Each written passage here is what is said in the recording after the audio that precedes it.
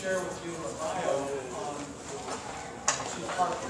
Kind of get to know a little background on folks who know the sources of people's inspiration or experiences that they've had. I want to thank you on behalf of the partnering organizations for being with us tonight. Hopefully, as was mentioned, to be a productive, positive, forward-thinking meeting in terms of police-community relations in our city and our region.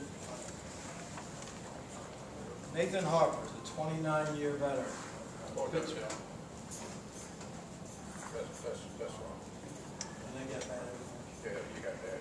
How many years? But let's start out with 35 years, and all what I did to get to this point is really history. I came out this evening to really just have some open dialogue, communication. Just the core year had been in this last edition.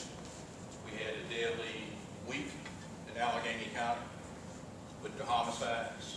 We've had homicides out here as recently as this past weekend. We had a 17-year-old killed underneath the Meadow Street Bridge. So myself, Commander O'Connor back there, Officer Mike Gay back there, we're actually here to hear how we can move forward in this community, in this East End, throughout the city, throughout Allegheny County, but throughout the city, how we can assist in, number one, trying to help prevent these homicides, trying to help stop this epidemic of people that are losing their lives in Allegheny County and in the city of Pittsburgh. And when I say losing lives, I think lives that are being lost aren't just the statistic, aren't just the number. There's family members, there's loved ones, and no one sees the pain that these people want. So, with that being said, tell my, I don't like that. I just briefly want to welcome everyone. Brandon Fisher from the Alliance for Police Accountability. I appreciate you all coming out. And when I asked everyone in the community to come out, it was to have an open and honest conversation with the Chief of Police. And my experience in working with police officials in the community, it is best to have communication. Communication breeds understanding. Everyone has their own perspectives on one side, but when you communicate, you're able to open your eyes a little better. So it's better if we can have open, honest dialogue with our Chief of Police. Any questions that you have, instead of asking me or anyone else, he's directly here to talk about whatever that topic is. This is not a conversation or a chance for you to have an hour-long conversation on your own from your seat with our chief. Just being respectful of everyone that is here. You can ask a question, and then we give him the floor to answer it. But it is not a time for a back-and-forth dialogue, because we could be here until 2 o'clock in the morning. And I'm sure everyone understands that. So respectfully, when you ask your questions, if you have a follow-up, please then raise your hand again. And if the chief is willing, or if we have time, we can let you ask another question. But respectfully of everyone, we're not trying to have a 5-hour session here. So if you do have a question. I just want to mention before we get to the questions, what the chief said about the numerous murders in the area. Some of you heard me say this on an occasion or two, that most people in the urban setting, probably everybody in this room, are within 3 degrees of death. What I mean by that is you've either lost someone that you know personally, or you know someone who lost someone, as our Vice Chair Reed has done with her son, or you know someone who knows someone who lost someone, or within 3 degrees of death. When I was about to perform last night at James Street, I was going into the club, and one of the women who worked there came to me and said, "Did you hear about Leroy Wolford?" I hadn't finished going down the steps. Some of you know him as a phenomenal blues singer. He was shot about 1 in the morning, Friday night. I understand he threw the door, or after he opened the door, shot in his chest. He died yesterday, or died Sunday, yesterday afternoon. Up until yesterday, I was in category 2. Because I know Leroy Wolford personally, I've now moved up to number 1. That's how close this thing, I just want to put a face on the violence part, murders. That's how close this is to all of us. So we'll swing it over to Brandy, who's going to help facilitate the conversation. And again, we want no one to dominate the conversation, be respectful, sharing the opportunity for questions. Brandy, and let's give Brandy Fisher a big hand. She's done some great work in the last couple of years. So if you raise your hand, I'll call on you to ask your question. And if I do pick over you, it may be because you've raised your hand 3 times, and I see someone who hasn't raised their hand once. So it's nothing personal. Hello, Chief. My name is Cynthia Thomas. Would you all stand when you ask the question so we can all hear you real well? And just shout it out, please. Okay. Hello, Chief. My name is Cynthia Thomas. Could you please tell me, where are all these children getting these guns? You just asked $1 million question. If we knew how they were getting the guns, we would come up with a remedy or a strategic plan to stop. But the guns that we have tracked so far are not falling from out of the sky. We don't have some mass truck coming in delivering these guns to the kids. Some of these guns are brought in, they're legally brought, they're traded for drugs. Some of the guns are purchased by a person, which we call straw arm purchases, because they purchase the gun, they can legally purchase the gun, but then they sell it back into the streets for either additional money, what they paid for, or for a boyfriend that they think's their boyfriend. They may buy 4 or 5 guns and weapons that they're using in a crime, then we actually track. But for the most part, you know, the guns, break-ins, home burglaries, stolen out of people's cars. So there's many ways that these guns are actually hitting the streets. My question is, if that's what they did to Jordan Miles, if it had been 3 black officers, what would they have done to them? And it was a white person. And I'm sorry, you can wait until I call on you so we don't have everyone yelling at the same time. And because that is still in court, I'm not going to discuss anything about Jordan Miles' case. Young lady, or, I'm sorry. You're okay, too. Okay. I have a double question. First, I wanted to know if all of your officers, are they actually on the time clock when they're out here working? Or are you sure that they're all being dispatched from the same 911 center? And I wanted to know if they are, then where is the reports that when they show up at your house, there's a reason for them showing up?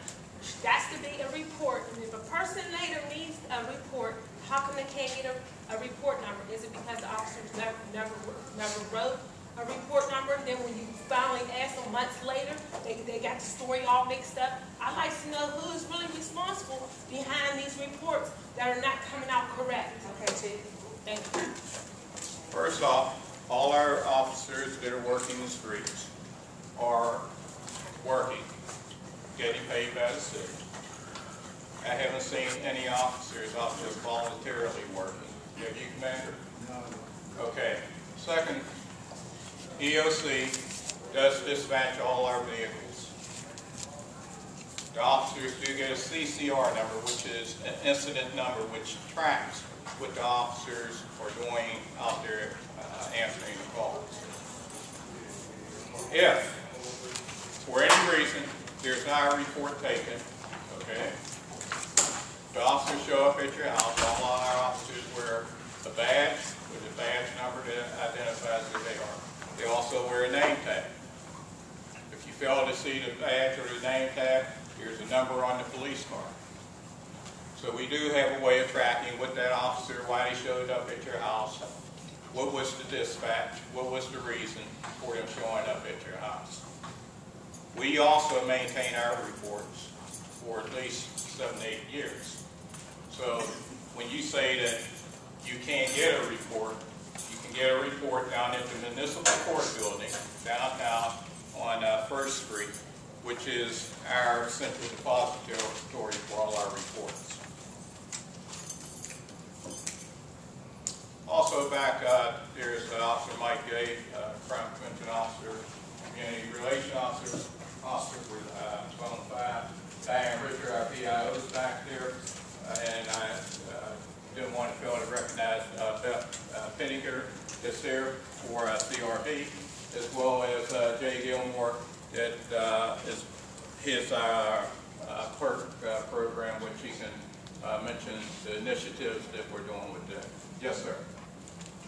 Yeah, Yeah, I just wanted to clarify, what, Nevada, came to, meetings, and she has a narrative, a story about what happened to her, where police showed up at her house, and there's no report.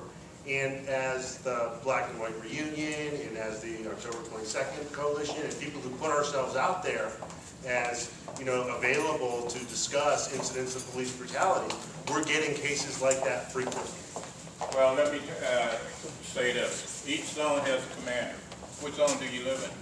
Well, at the time that this was going on, I was living on Frankstown. I guess this is zone 5 over there. Okay, so Commander O'Connor, you can give him a call later on, or not later on this evening, but he'll give you a number. Commander And who? Tim O'Connor, right back here. Could you raise your hand, Mr. O'Connor?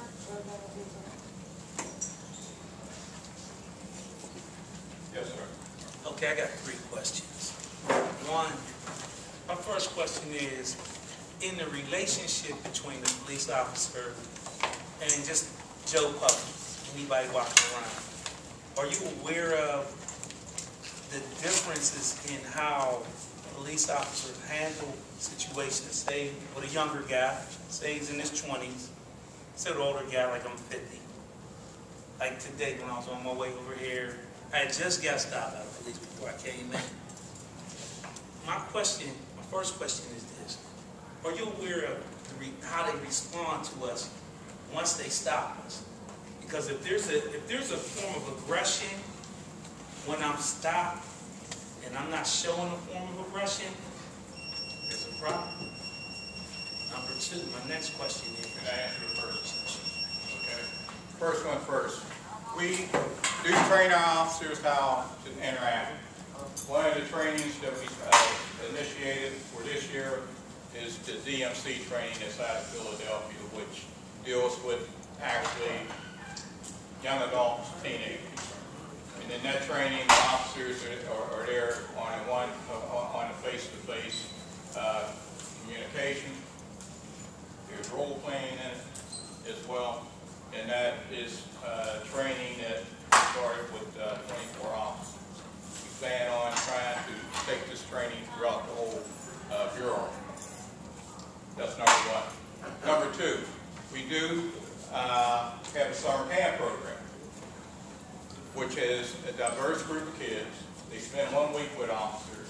And Mike Jake can tell you about his experience that he's had with the camp. He's been with the camp for the 5 years I've been chief.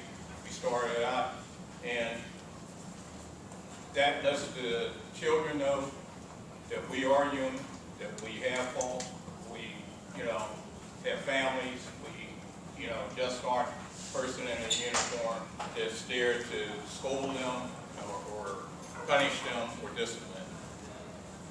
The third thing is we are in the schools, we are in the high schools, we're in the junior high schools, as well as the elementary schools.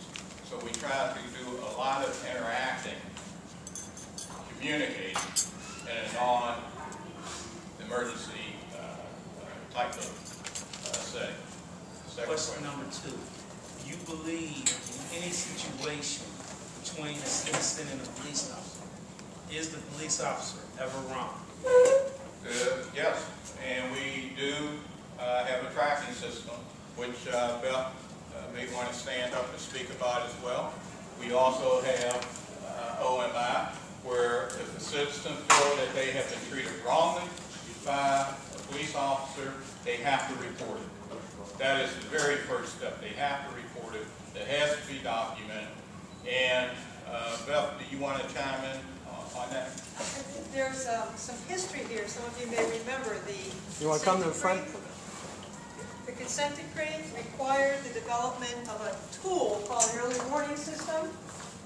That's the tool that you're referring to, Chief? Yes. And it is very comprehensive. It's controversial, but as a manager, it gives the manager a lot of performance-based information on all of their subordinates that they manage. And I don't mean to interrupt her, but for those of you who do not know who is speaking to you, this is Beth Pittinger, who is the Executive Director of the Citizens Police Review Board, what is one of the agencies that you go to file a complaint if you have one. Thank you, Brandon. And that information includes any complaint that has ever been expressed against a police officer. Office of Municipal Investigations is required to investigate all complaints. Citizen Police Review Board, which I would also like to acknowledge 3 of our 4 sitting members are present this evening, including our acting chair, Mr. Ralph Norman, who is a retired City of Pittsburgh police officer. Raise your hand. And Dr. Emma Lucas Garvey and Mr. Thomas Waters. Let's give them a hand. They're volunteering their time. But that we are an agency where you may come and file a complaint with us. OMI informs us if there's been a complaint filed with them. But ultimately it is up to the civilian, the citizen, to come forward and commit a complaint to us. And then we will proceed and conduct an investigation simultaneously oftentimes as that investigation conducted by OMI. And all that information then goes to the chief. I have had the privilege of seeing the early warning system, and I assure you that it is comprehensive, it is kept up to date, and the managers use it. It's a good tool. So it's there, and under Chief Parker's watch it has been used. Thank you. Third Beth. question. I'm sorry. I got a question for her. Well, let's get. No. Let's get. You're going to see her afterwards.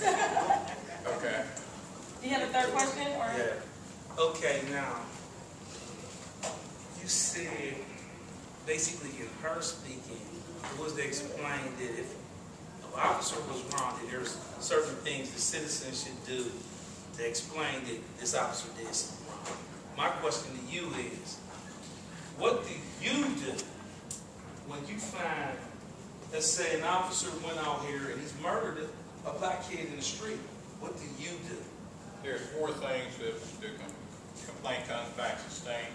There's 4 things that we can do. One is retraining. Second one is counseling. Third one is disciplinary, or there may be no action at all. Those are the 4 options that I have. And you just said, murder, which means that it's all together at a different level at that time because it goes before the criminal court system, which is much higher than the internal system. Can I ask you a question? You didn't finish answering my question. I said, Yeah, what do free. you do? I understood what this system does. That's all you 4 things. I can either Oh, you? retrain, Okay. Because you use the word we. I can discipline, and the discipline carries oral reprimand, written reprimand, suspension, or termination, or no action at all. So there's 4 things that I can do. Next question. I have a question. I'm a little sick, so excuse me if you can't quite hear me very clearly. I live in a community. I live in a pocket of the neighborhood where there are a lot of retired persons and also senior citizens. They are shaking in their boots about all the murders and the increase in the crime. They were wondering if there was some kind of way where they can speak anonymously to the police force in regards to what they may see or witness when they're home throughout the course of the day or the night when they're up because of the gun shots throughout the course of the night. I don't have those answers for them. I was hoping maybe you would have some answers or someone on your... I do have an answer for you. We do have silent complaint forms, and the silent complaint forms, they can remain anonymous. They can call 412-323-7800. 412-323-7800. They will then either mail a silent complaint form to those individuals. The churches have really came out and been on board with working in the community. So most of your churches also have the silent complaint form. You ask the minister or the pastor for the complaint form, And once again, they can remain anonymous. There's also the 311 number that they can call and report. They can remain anonymous there. They can call the 911 if it's occurring right then and say that they want to remain anonymous. And the dispatcher, if they say, I don't want the police being at my front door, the dispatcher will honor that. And the police shouldn't be showing up at the person's front door. So I gave you 3 ways. Can we trust that they will actually show up at the door, though? That's what some of the concern is that if they actually make a 911 call, that someone will show up at their door and then they're outed. No, the next meeting, they could get someone from EOC, the county EOC here, one of the supervisors, but they acknowledge that they will honor. If the person says, I don't want the police showing up at my door, I don't want to see the police, but here's what's going on, they will honor that, and the car will be dispatched. I want to piggyback off that question because it's a common question from the community. If a person actually, if you want something to lead to a conviction, if a person actually does make an anonymous call, then in fact, how does that play out in court in leading to a conviction? Do you not need that person to come in as a witness? Well, we would like to have that person come in as a witness, but all the times that does not work out that way. For example, there's some homicide cases that we know who did it, but we don't have the person who told us willing to come into court, which at that time the district attorney's office doesn't want to proceed with the hearing. So it is problematic, but at the same time, you can't be afraid to call 911. It may save a life, So versus, I'm not going to call because I'm going to be drug into court. We have not, in my tenure, in my time, handcuffed anyone and drug them into court and told to get them up on the stand and say, tell us what you say. Yes, ma'am. When I was in my 30s, a police officer I befriended told me about certain things I shouldn't do if I was stopped by a traffic cop because it would be suspicious to the police officer. Things that I might naturally do, like reach under a seat or something like that. And she explained from his point of view how I could be doing something that in another situation would be dangerous to him. And I thought, why am I learning this so late in my life? And when I'm thinking of younger people who are maybe more impulsive than I was, it just seemed like it would be so easy for there to be that kind of miscommunication. You mentioned that there were some kids who went through some kind of education program. Right. I'm just thinking everybody should kind of learn this as part of our social reality. How the police officer looks at things so you know how to deal with the police. I think that, Tim, correct me, but there's a brochure, The Law and You, that they're revamping to redistribute out to the public. It's a very good brochure. And once again, tells you that, basically, if you're stopped by the police, keep your hands on the steering wheel until the police officer tells you from there. Some people start reaching into a glove compartment. Some people, like you said, might have your purse underneath the front seat. Well, in an officer's mind, that's, Could be a gun. that could be a gun. Okay? I wanted to know if you have a policy, or could you provide a commitment to our community in the high crime areas where the police can physically get out of their car and walk the area.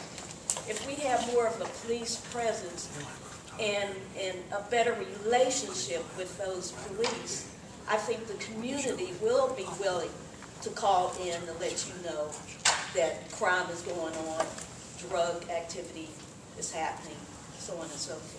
We do have a policy where we do parking walks. It's a 90-minute parking walk. It could be broken up into 15-minute increments. At the same time, though, we're committed. We need the community to be committed and come out and walk with that officer. How is that officer going to get to know anyone in that community if everyone has their doors shut and their windows shut? That officer is out there walking that 15 minutes or a half hour, basically talking to no one, communicating. As we said, communication is key here. One area of town, I said, I'll give you an officer up there to walk 4 hours. If you commit to have community people out there walk at least 2 hours. They didn't get it. So if you're willing to go back to your community and say, Chief Harper is willing to have an officer come out here and walk for 2 hours, we'll walk an hour with that officer. Not every day, 1 day a week. We'll make the commitment. I have a question to clarify. You said there is a policy that for 15 minutes is parking. Can you explain that, please? Park and walk is where the officer actually parks the vehicle, gets out and walks that area where the commander or where the lieutenant assigns those officers to go out and do foot patrol.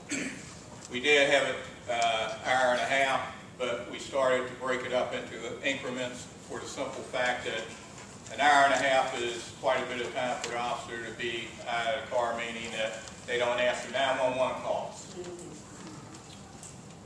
The 911 calls are piling up. That officer's still out there, once again, in that community, not talking to anyone, not seeing anyone, because everyone's just thinking, oh, what's that officer doing? What's he looking for? No one's coming out and saying, hey, you know, I live here, my name is such and such. That's not occurring. What we want to do is, like I said, we make the commitment, the community makes a commitment to come out and do a walk with the officer.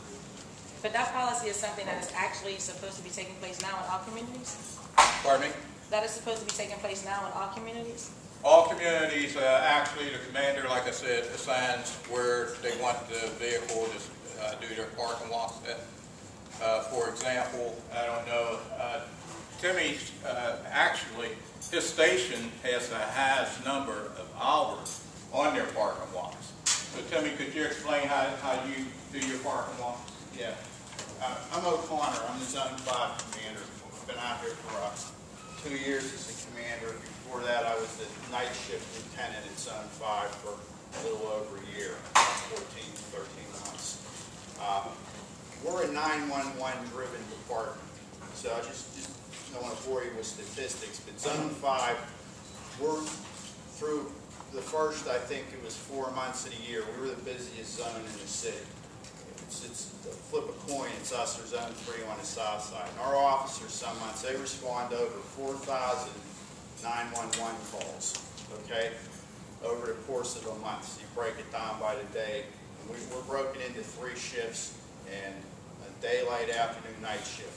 And their priority is going out and answering these 911 calls, because if there's people in distress, we want to go there. So one of the things we do, though, is we get complaints from the community. How do we get them? I attend myself, I go to a lot of meetings around the zone, and I listen to the concerns of the citizens and the leadership of the community, business leaders, neighborhood association people, and they tell me, here's a problem area that we have. So what we try to do then in Zone 5 is pull a car out of that loop, out of that 911 loop, and put them where the problem is. We park them there. Or some areas it's more conducive that they drive around and control. We call that directed control. We had over 700 such of these details last month, in the course of the month. And that's going out into the various neighborhoods where the people are telling us this is where the problems are. I'll give you one example. Along Larimer Avenue, we have what's called Liberty Park behind the East Liberty Gardens, and in Don Larimer Avenue at Shetland at the basketball courts. We have people dealing drugs, drinking, so we assign a car there every day, and they check both of those spots. And we've been pretty successful for running these people out of there. And you might think, well, that's a low-level crime, but what it is, it's like that's a gateway into the community, and you don't want to see these people sitting around smoking blunts, drinking 40s and everything. It's a sign of dysfunction. So we've been trying to eliminate that. and how we can upright the ship and tow the abandoned cars out. We worked with the building inspectors. We worked at Larimer and Shetland to get that one house flattened on that they were using to shoot up in, to drink and everything. So Zone 5, that's where we'll go. We go neighborhood by neighborhood. Homewood, specifically, we have 2 spots that we want to focus on. Homewood and Frankstown and Brushton Avenue, Brushton and Tioga. Brushton and Tioga, we work with the apartment building managers out there to keep them doors secured on that house, from the big apartment building. People were using that as a refuge to go in and shoot up and drink, do stuff in the hallways. Don't even live there. So we've got the doors secured. We've got keys. When they're on their directed patrol out there, we can take the keys and go in and walk the halls of the apartment building. I've tried to cut down on some of this hooliganism that's been out on that corner out there. So we go on a neighborhood basis. People call us, we get 311 complaints, I go to meetings, and then our different shifts have different park and walks or directed patrol assignments by neighborhood, what varying on a day. And we do that, try and do that every day. You total up at the end of the month, we've done probably over 700 such details. Commander, just to clarify and piggyback off of that, the question seemed more in a positive nature.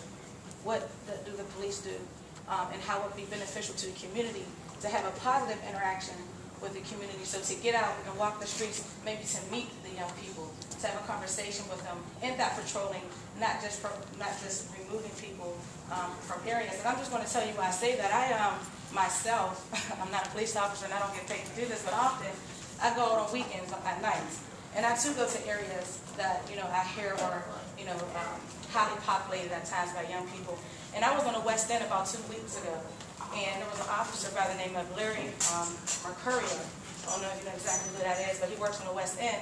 And there was a group of about 9 young men, and I won't say very young, between the ages of 25 and 33 maybe.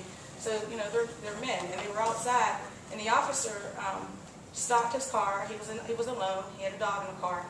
And it was funny because his dog turned on his siren for him when he got out. I thought that was very interesting.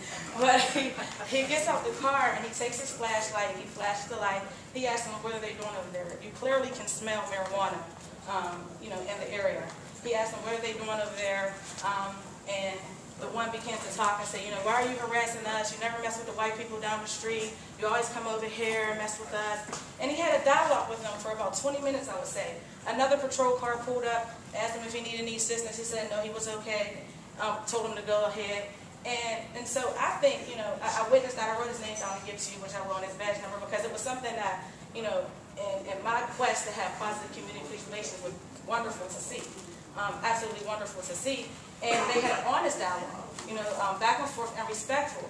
And so I think if we had more of that, which, the Alliance for Police Accountability is going to try to have in these types of settings, but if we actually had more of that in the streets, it would, turn around the nature of how the community sees the police. Instead of seeing them as an enemy or always coming to get me, more as here to serve me. And so do you have police officers, or is there something that can be implemented where that could occur? I think it's more where the question is. We interact with people every day. We interact with people every day, and we don't cite them or arrest them. But what I am going to tell you is when we see people out that are breaking the law will be enforced. And it will be enforced in places where the community is telling me where there is a problem, that's where we're going to go. And I'm not here to be officer friendly to these people who are drinking a 40 bottle at 11 o'clock in the morning and are going to throw it down into the, they're out of here. And they're going to get a citation, they're going to leave.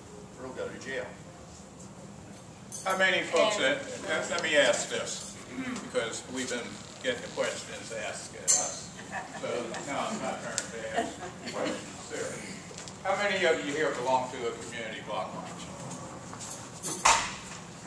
Raise your hands a little higher, please. Okay. Which community? Bedford Dwellings. We work together on Stop the Violence Rally, and we do it every year. I'm just asking questions. Central North Side. Central North Side. Someone else had their hand up over here. Yes, ma'am. Gray Street. Gray Street. Okay. Sir? East Liberty. Yes, ma'am. Stanton Heights. Stanton Heights. Well, presently, I'm involved in 6 or 7 different groups, from Keithsport to north side to Homewood, wherever. Block watch, block watch. Well, no, I'm part of VPEP coalition. No, I said block watch. Community block watch. Rushton. Okay.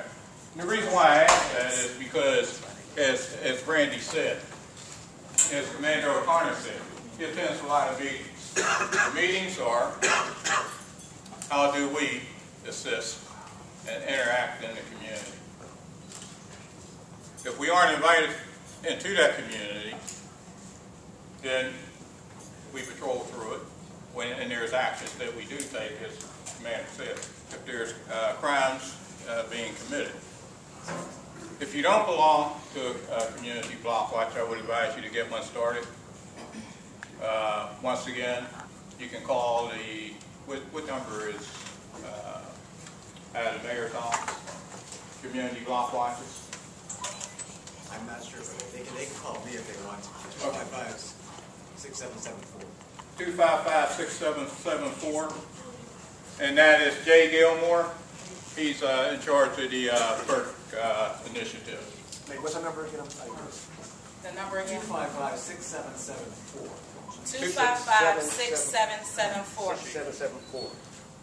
Tomorrow night at the Union Project at Stand and Nagley is our Zone 5 monthly meeting. There's going to be a lady there named Liz Stiles with a block watch, how to start one kit. So if you would be interested, it's at 7 p.m.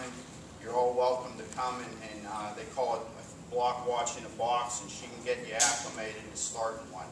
Commander O'Connor, do you know how they get information on when the monthly meetings are and where they are? Well, ours is always the second Tuesday at 7 p.m. at the Union Project at Stanton and Nagle. The second Tuesday at 7 p.m., Zone 5 meetings at the Union Project? Yeah, and tomorrow nights it's going to be about block watch. And is that online? Do you know? No, I mean about the meetings. Yes. For Zone 5. Okay, so if you go onto our website, City of Pittsburgh website, you can pull up the different communities and see when their meetings are. That way you can. And what is the website number? The website is. City.Pittsburgh, CA.gov. There's flyers over here as well. All right. Next question, please. I just wanted to follow up on a question that the brother over there asked about what do we do if police are found with a bunch of complaints. And you explained 4 disciplinary actions, but what are the checks and balances that are in place to ensure that the right things are happening? Or is it just your discretion and then that's it? No, we have, as Pettigrew said earlier, we do have a early warning system that keeps the checks and balances, and it's been that way for, I want to say, about 12 years. So who determines those 4 actions, I guess is what I'm asking. We as the command staff. Okay. You taken something to court, and then I had to make sure that I had things notarized, and things were still done to me at my home that it wasn't just a mistake, and I had made sure that I did everything right, and they still paid the bottom at my home. And it wasn't for Steve Blackwell, Reverend Blackwell, pulling the cops off of me on my porch, and I don't know where I'll be right now, but I'm still making sure because Judge K.O. Mullinger made sure to sign papers and change the locks on my home. And I had things documented, and I made sure to do everything that the law told me to do, and I was still bothered my home. Police? Yes, and if it wasn't for Mr. Blackwell. We know Reverend Blackwell, Yes, he works very closely with us. Yes, and he come upon it, he got them off of me, and I had the paper that the judge told me that showed that was notarized, and no one was to bother me as long as I had things taken care of, and then I took them to the magistrates. Yes, and everything being done as I was told, then do I have to pay all over again? I mean, I didn't have to pay for anything.